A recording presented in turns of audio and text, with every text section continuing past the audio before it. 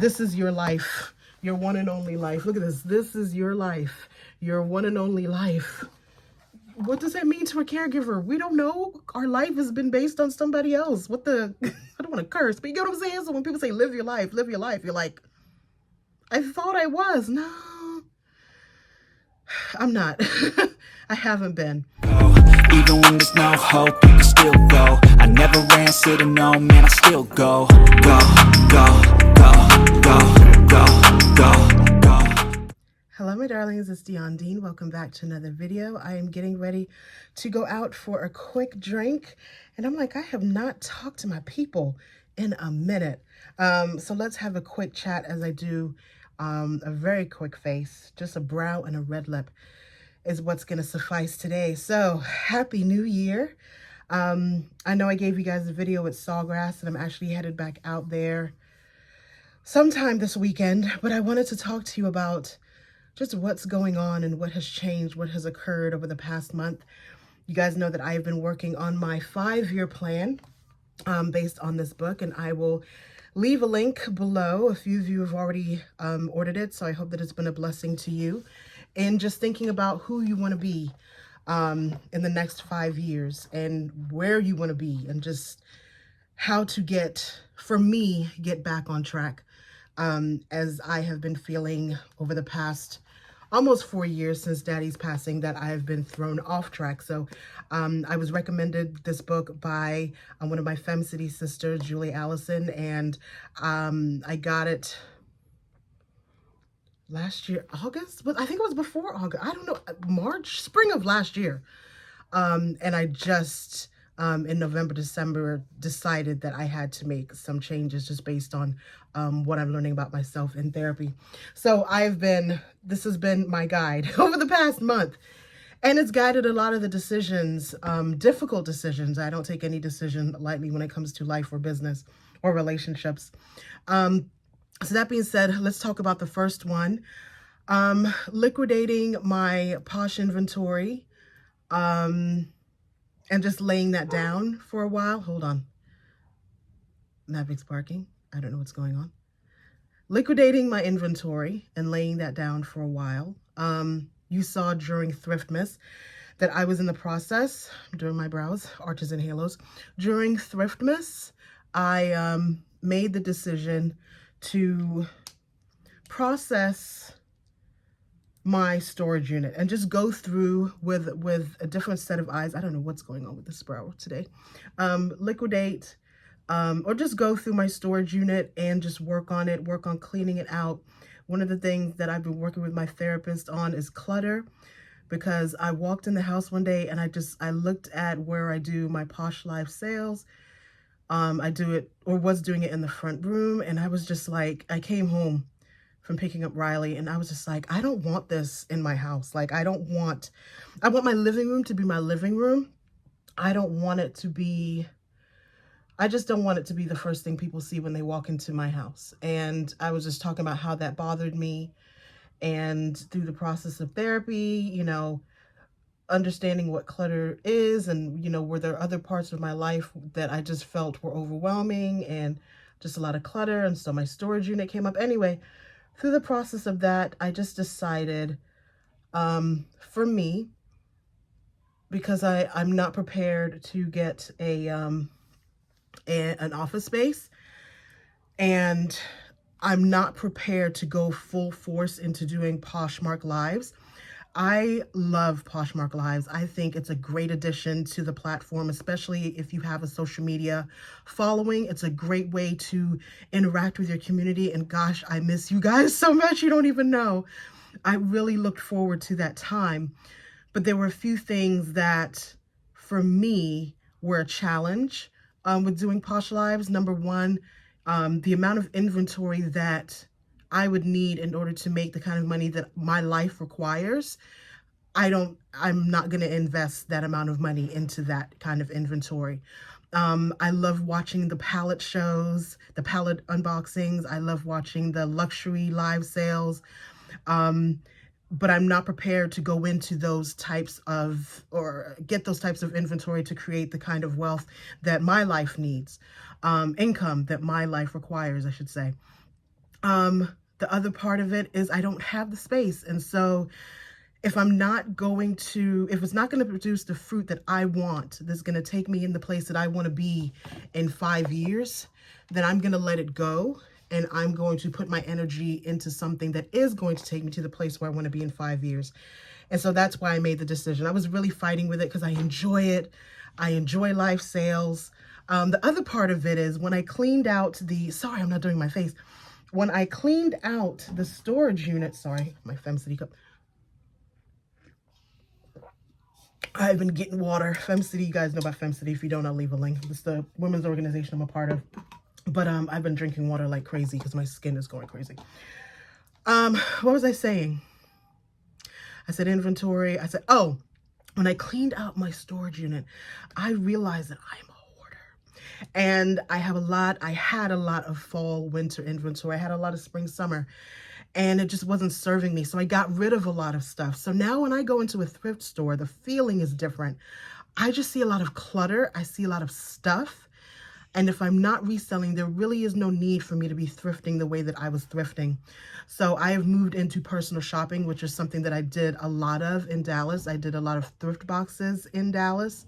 And so I'm moving in that direction because I won't have to hold a lot of inventory. And to be truthful, the people who know me, especially within my circle of friends, they ask me to go and personal shop for them and be on the lookout for them for certain things and hire me to find things. So for me, it was an easy transition. I don't have to hold inventory. I'm already in these streets anyway, so personal shopping is best for me. So yeah, so that's how Posh has I don't want to say evolved, whatever you want to call it. That's what's going on with Posh. The other part of it, again, looking at my 5-year plan and understanding that Riley will be 13, that I will be 50 in 5 years. What track do I want to get on? And one thing that kept on coming up, I don't want to use that color. I'm using a NARS palette, by the way.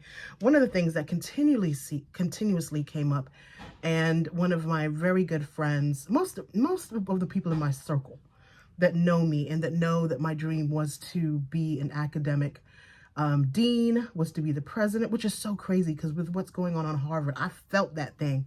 Because if you are a Black woman in academia, you know, honey, there aren't too many.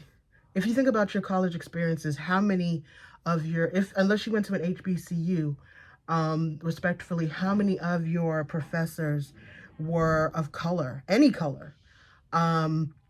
Anyway, so I have applied to a few programs to finish my doctorate in fashion merchandising and retailing. I don't know you guys know the story. I was all but dissertation in a doctorate in EDD in higher education at FIU. And when my husband got headhunted to Dallas, I laid that down because of the foolishness that I saw in higher education. I was just like, Dion, if you get this doctorate, will you be able to make the change that you really want to make?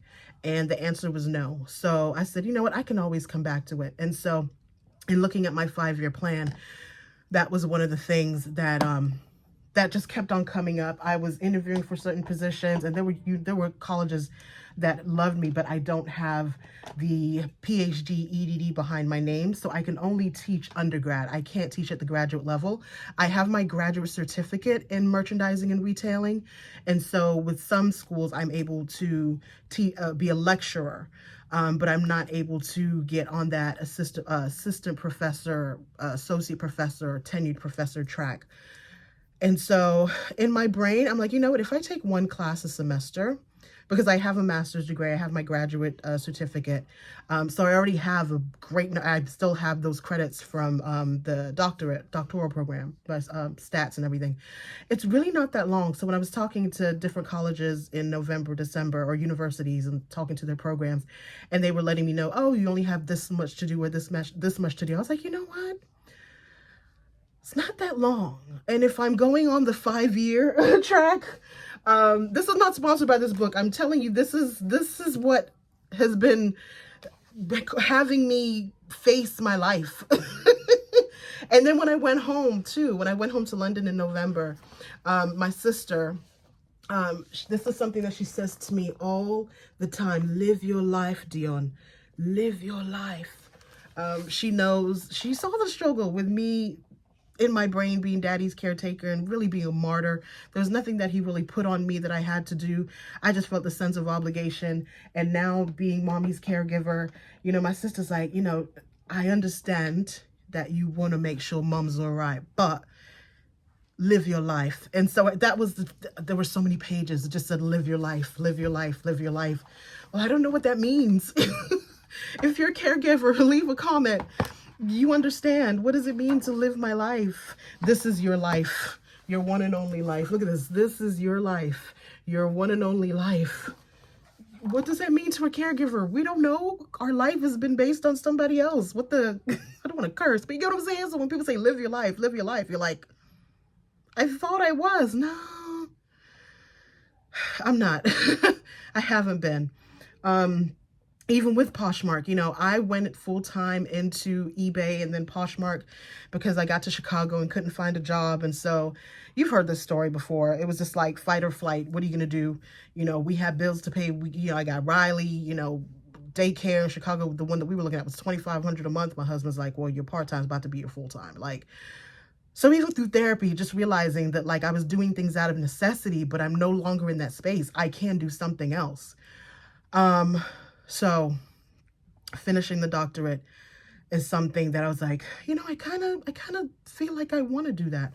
So I have applied to schools. So yeah, I've applied to schools. The last part, and again, this is just part of the 5-year journey, is D&D Creative. You know, when I made the decision to leave the classroom. And so even with finishing my doctorate, I don't know, there's an aspect of that of going into the classroom because Riley will be 13. She'll be in a different space in her life. She won't need me as much. Not that she really needs me now, to be fair. But in 5 years, I could see myself going back into the classroom.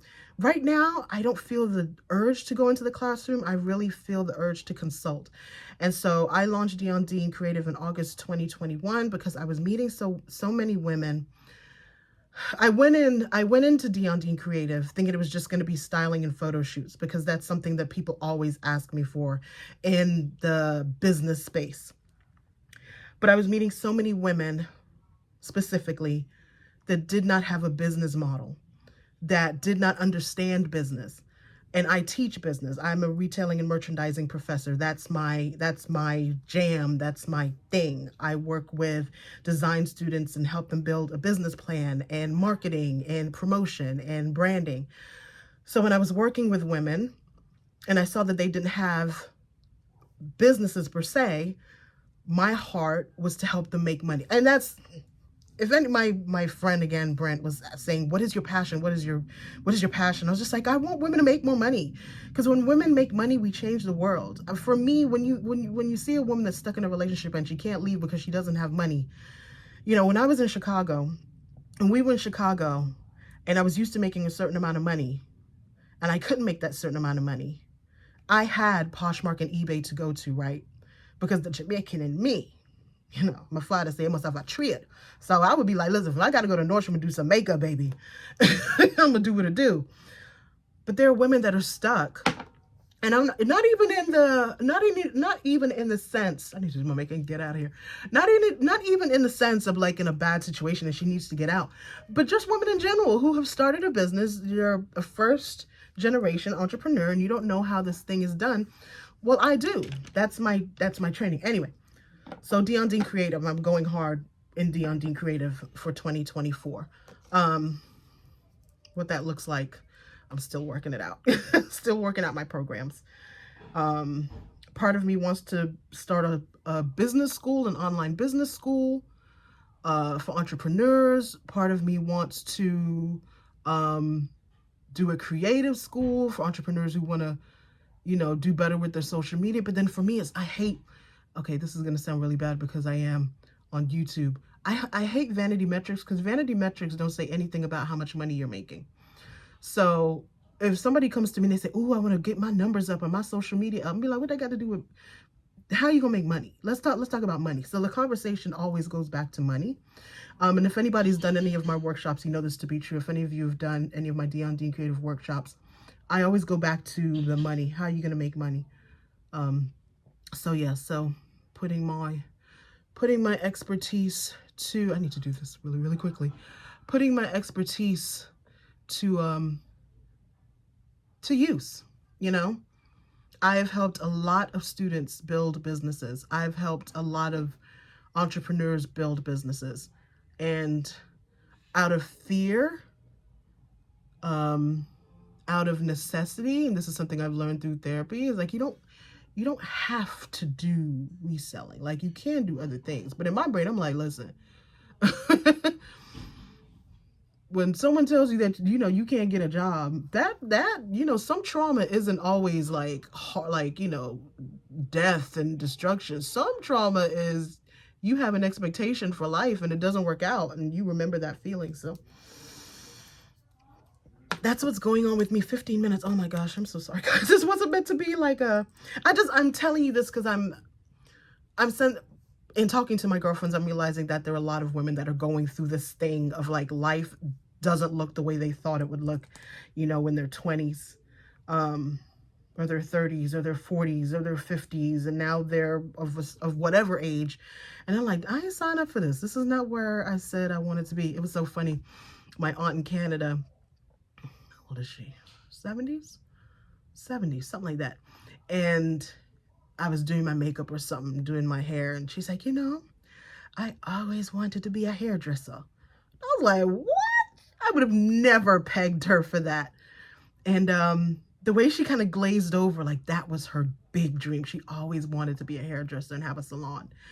And in my head, I'm saying, well, why you didn't just, you know, do some hair? And that just wasn't available to her in that way.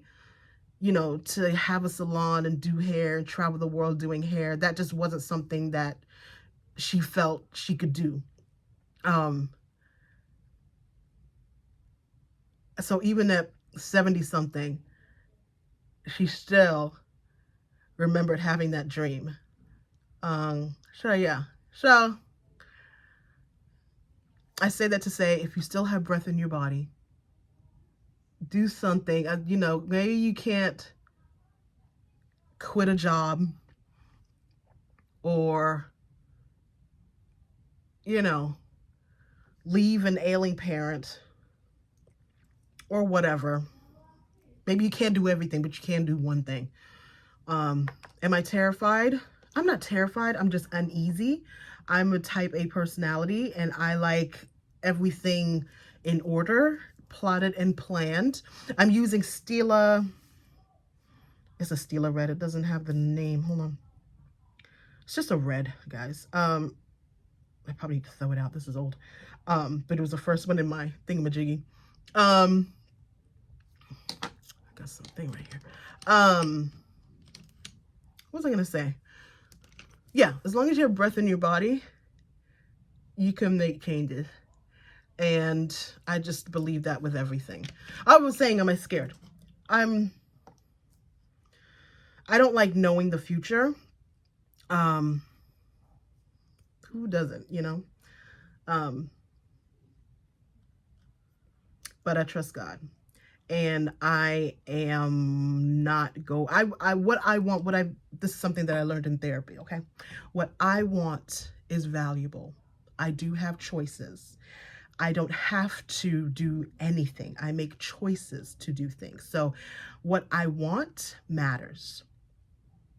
And as a caregiver, a lot of times, because of the nature of the caregiving, what somebody else needs trumps what we need in that time.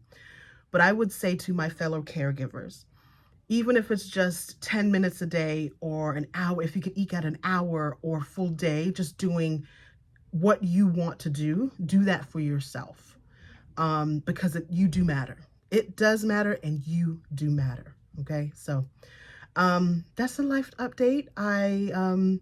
I'm still here. I don't know what YouTube's going to look like because I'm not going to be doing that many thrift hauls. And as I said, I really don't want a lot of clutter in my house. I did a lot of decluttering. So I want to go thrifting because, you know, I love these thrift streets, but I don't know what that's going to look like. But I'm still going to give you some thrift content. So I appreciate you guys. And yeah, that's it. Off to dinner in this rainy, rainy day. Well, not dinner. Just a few drinks and I'm coming home. I'm cute, right? No. Bye, my darlings. Go, go.